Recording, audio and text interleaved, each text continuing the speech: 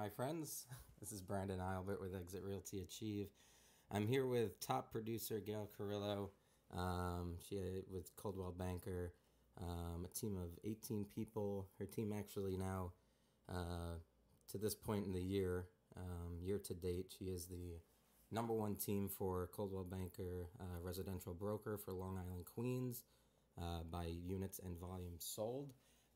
So she's just, rocking it out with her team. She's been a top agent, for years and years, producing crazy numbers. So I've brought her onto the show here to kind of give some advice for either new or struggling agents, or just people in the field who look up to an agent like Gail, because she's absolutely dominating her space and doing a great job. So thanks for coming on the show, Gail. It's good to have you here. Hey, Brandon. Thanks for having me. Yeah, of course. So just a couple questions. I just want to ask. I'm always curious, especially top producers. How did you get into real estate to begin with? What was the thing that really got you into the field? Okay. Well, it was back in 1991. I left corporate America to raise a family. Mm-hmm. And after about 10 years at home, I had decided that it was time for me to go and re-enter the workforce. So I set out in pursuit of a job where I would be able to drive my own income, set my own hours, and make sure that I would be available to still be present for Mother's Day teas or classroom functions for my children. So family was still the priority, and I just didn't want to lock myself up in a traditional 9-to-5 job, and real estate seemed to fit the bill. Yeah, I think that's that's the big draw to real estate, I feel. A lot of people ask, they just want the flexible hours. They can kind of, set their own pace, and then it goes from there. So, I mean, really, so you're getting into it. I'm guessing you don't really know too much what to expect, but how did your first year go? What kind of numbers were you putting up? What kind of obstacles did you run into? What did you really achieve in your first year? I think you're right, Brandon. When you get into any new business, you're not really quite sure what you're doing. But I think what is important in this field is to have good life skills. Mm-hmm. And all I did was I hit the ground running with my life skills. I really didn't know everything, and I just went along with that. And things were happening around me, and I didn't quite realize what was happening. But as I said earlier, I got into this business because I knew that my hard work would drive my income. Mm-hmm. In past careers, I would stay after hours, but I was on a salary, and so the check was the same. But here I quickly learned that the harder I pushed, the more money that I made, the better quality of life I was able to give my family. So in my first year, I was really excited. It was in 1999, in the first quarter, I was the top producer in my office, and I didn't really realize what that meant until some of the top producers came over and said, "You don't have a clue what you just did." And I felt so inspired by that I just kept pushing. Never took my foot off the gas, and at the end of the year, I was awarded the Rookie of the Year award, nice. Which is still one of the most monumental and exciting days of my life. Yeah, that's awesome. No, and I feel like, too, that's another thing. I mean, just speaking with agents, they kind of do get a little complacent, especially after they've achieved a little bit of success. They kind of just, take their foot off the gas and kind of, all right, I can coast for the rest of the year, but that's awesome that you just, saw that success early and you kind of just kept pushing and kept building. What happens if you take your foot off the gas in this business, you don't really realize it until the checks stop coming in. Yep. Because you build a pipeline and checks can be circulating, and then all of a sudden, if you haven't kept the pipeline up, the checks will stop. Yeah. So it is easy to get complacent, particularly in the summer or during holidays. It's really easy to take your foot off the gas. But I know from experience that that's really important not to do. Yeah, for sure. So I guess you're Rookie of the Year your first year, an awesome award. So what did you do? I mean, what did you build on from your first year to your second year, even to beyond to this day? I mean, was there anything that you really learned from your first year that you were able to look back and say, hey, I did this, maybe that wasn't the right thing to do in my second year, and in future years I'm not going to do that? What adjustments did you kind of make, learning after your first year? I think what I had to do was take a really close look at what was working. And what I realized is that it was all about service.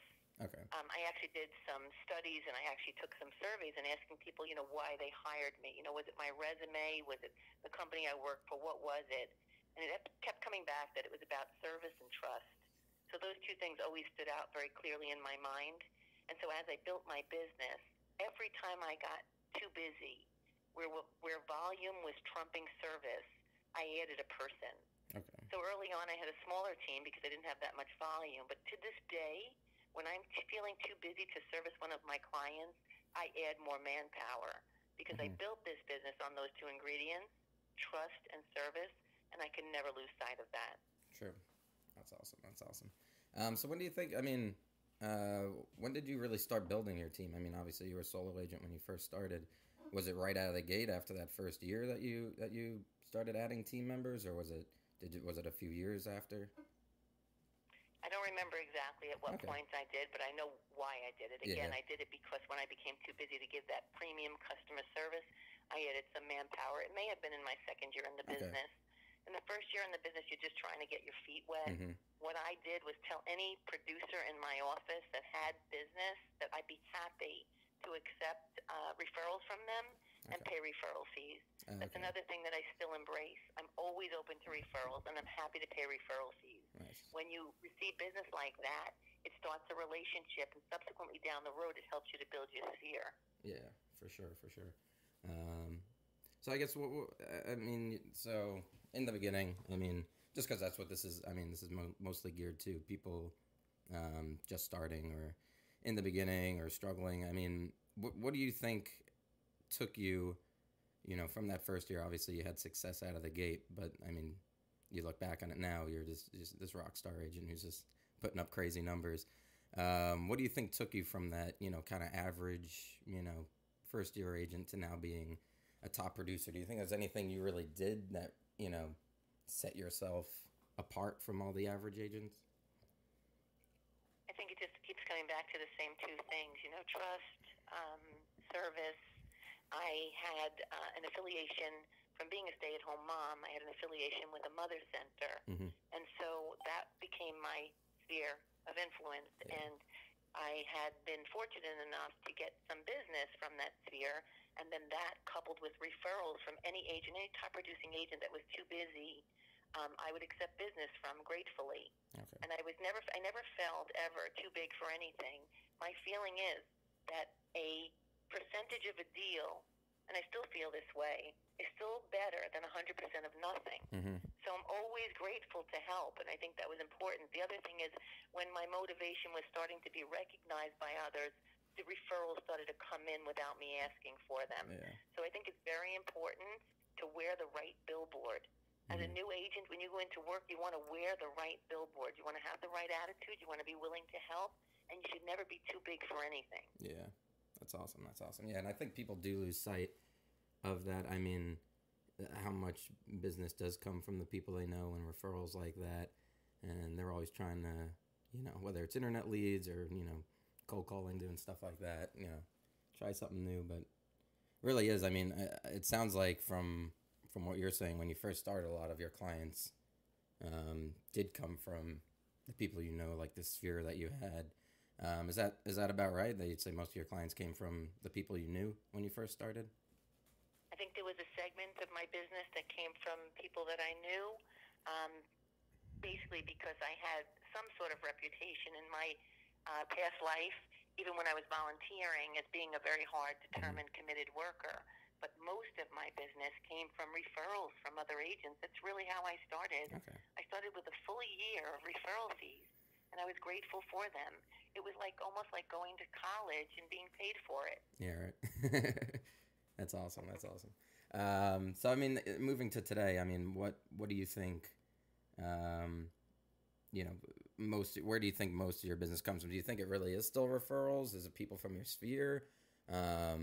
Or as far as you and your team, where do you see most of your business coming from? I have to say predominantly a very, very high percentage of my business is past business and referrals from past business.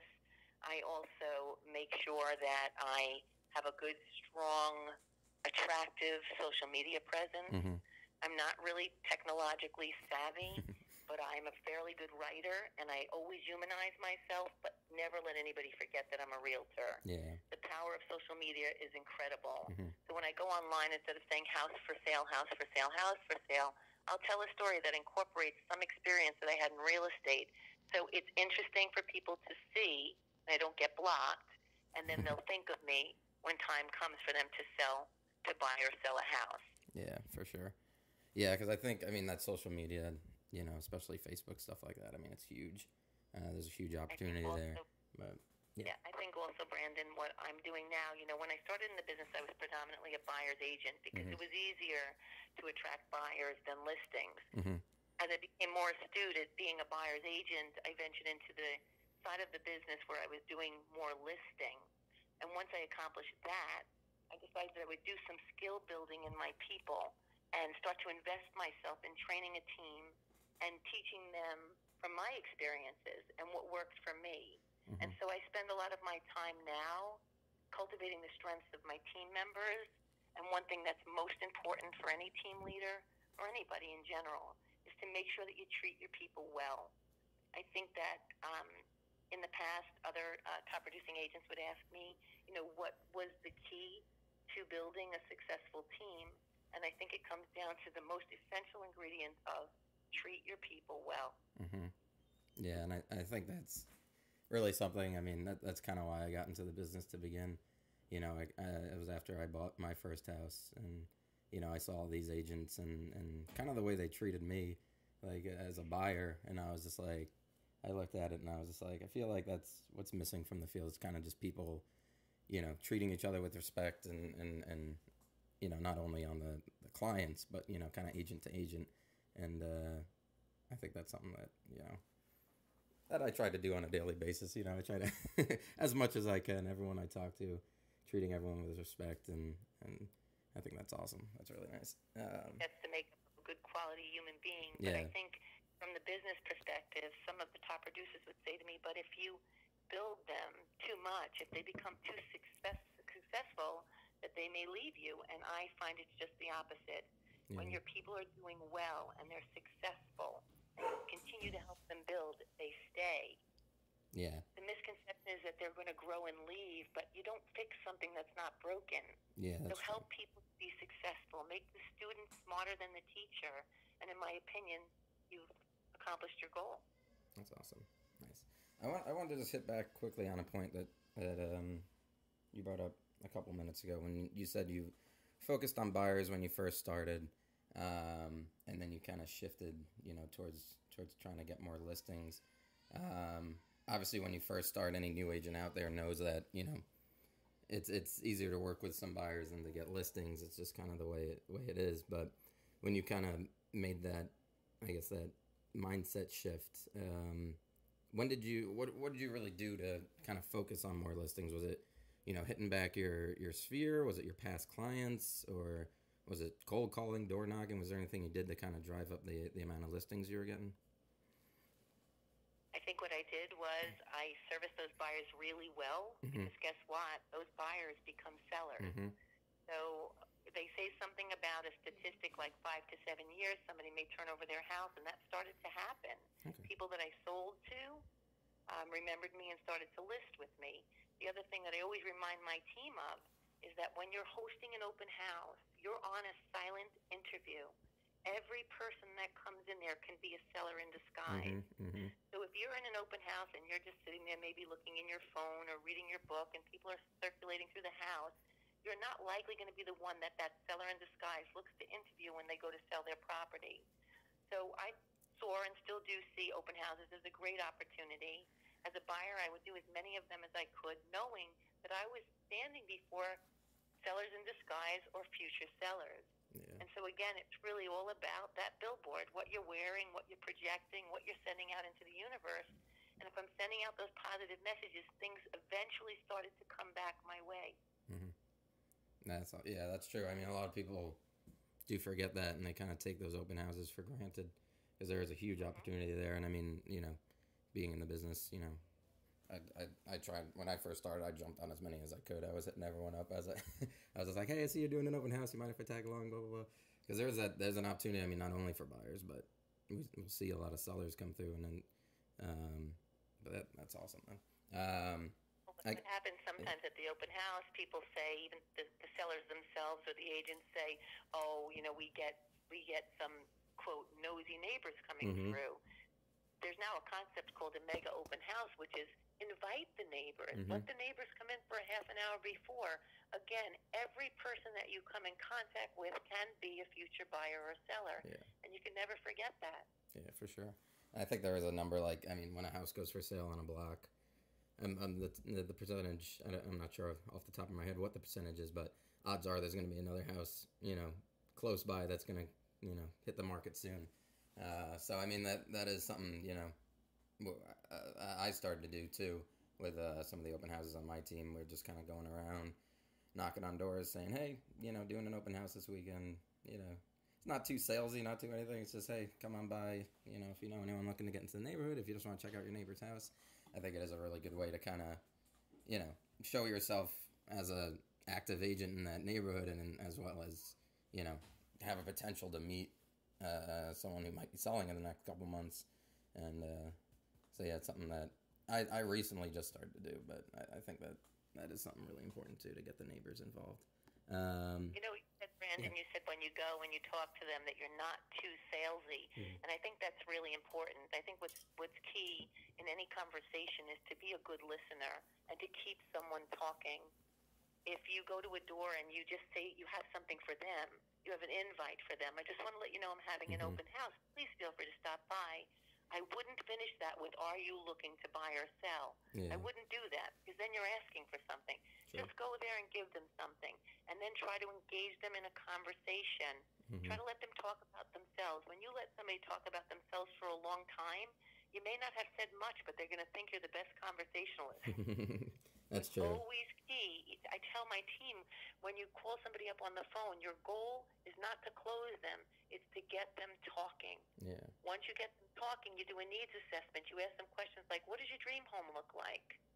What has your past experience been like? Yeah. Let them talk to you, and they'll start to feel connected, and you'd be surprised at how people open up if they don't feel sales. Yeah, that's true. Yeah, that's really good advice. That's awesome. Just real quick, I mean, when I first got into the business, I really didn't know too much about different brokers out there, what the different companies were. Obviously, I knew like the big names, Remax, Century 21, all that stuff. And I actually just came to Coldwell when I first started, just because the agent who sold me my house was from Coldwell Banker, and she was a very nice lady, and I took her recommendation. I actually met with Bill McCarthy, who's just an awesome guy, and which I'm sure you know. But kind of coming, I mean, I certainly do. I have to respond to that. Yeah, he's a great guy. He's definitely well respected throughout the whole industry here. But I mean, what was it that really drove you to Coldwell? Was that where you started, or did you make a switch after a couple of years? Or, I mean, was there anything that you were looking for out of a broker? When I started in the business, I did 3 interviews, and to this day, I still recommend that sellers do the same, or buyers looking to hire a buyer's agent. It gives you a good sampling, and it doesn't overwhelm you. True. So I interviewed with 3 companies. The first 2 I knew weren't the right fit for me, and when I walked into the 3rd interview, I knew that it was. I didn't have to look anymore. At that time, it was a different banker, but Coldwell Banker merged with that company. So I had never made a move. Nice. But when I first started in the business, I don't know whether I should be name dropping or not.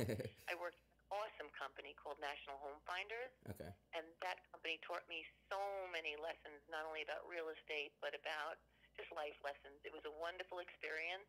I was very happy where I was. They merged with Coldwell Banker. I was happy with the leadership. They have phenomenal tools, and so I said to you earlier, you don't fix what's not broken. So it's been a good place for me, and I'm grateful for it. Yeah, I have nothing good, nothing bad to say. Even though I did make the switch, I mean, everyone, I all the agents, management, everyone at Coldwell, when I was there, were fantastic people, and yeah, it is really a great company, and even though I did leave, there's nothing bad to say about them and all. They're such great people over there. Sometimes people need a new start, so maybe that was the case for you, where you felt that you needed that new start. start. I think, with all due respect to my company, which I have a very high regard for, I think there's good and not as good agents in every single company. Mm-hmm. I think that the company that I work for has tools, but they're only as good as the agent that could open that toolbox. Yeah, that's true. So I think in this business, more than a lot of other businesses, success starts with the agent. It starts with that person themselves. If they align themselves with good leaders and good tools, they have to be able to employ them. Yeah, that's true. And that's something we say around our office is that, good agents aren't born, they're trained, and it's something that I think as new agents, what you're looking for in a broker is someone who's going to, train you and give you the best, kind of information or technology or whatever it is that you're looking for. I mean, but definitely, like you said, meet with 3 people. That's something I wish I kind of did before I jumped in there, but I mean, no regrets at all, but it's something if you are a new agent, definitely keep those options open. If you get recommended to a company, you don't have to jump on it. It's just kind of keep your options open, and then it's good to see what else is out there. But I guess you know what, Brandon? Yeah. I want to touch on something you said. You said something along the lines of good agents are not they're trained. Yeah. I have to tell you that what I look for in an agent when they join my team are character traits. Sure. I look for somebody with a high level of loyalty, a high level of commitment, somebody who's trustworthy, and somebody with good communication skills with an emphasis on listening, right? I think that you can teach anybody sales skills, or many people sales skills, but if character isn't there, if the cloth from where they're cut isn't there, that's very hard to train. Yeah, that's true. And I have built a team, truly, of go-givers.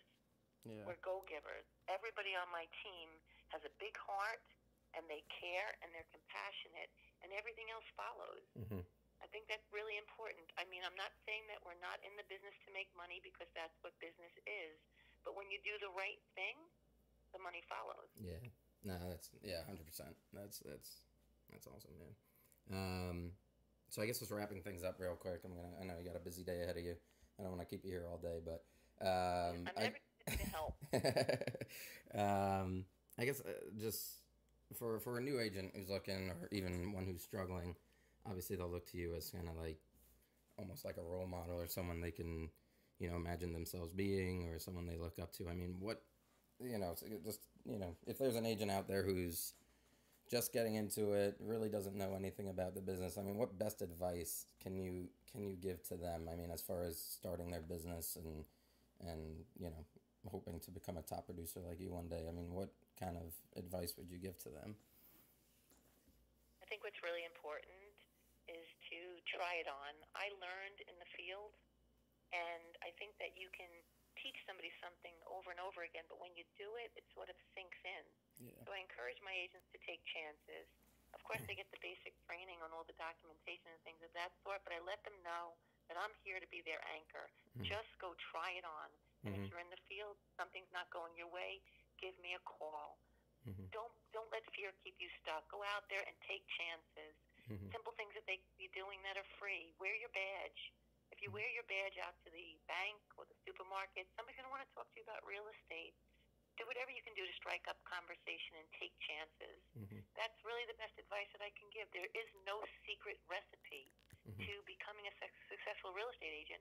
It really, really comes down to putting yourself out there and doing the things that I've repeated over and over again in this interview. Give good service, care about the people, and everything else will follow. That's awesome. Well, thank you so much, Gail. I appreciate you taking time out of your day. There's a lot of great information, so I appreciate it. Gail Carillo with Coldwell Banker. She's just been a rock star agent for years and years, and I really do appreciate you taking the time and giving us some advice and all that. Thank you so much, Brandon. It was a pleasure and a lot of fun.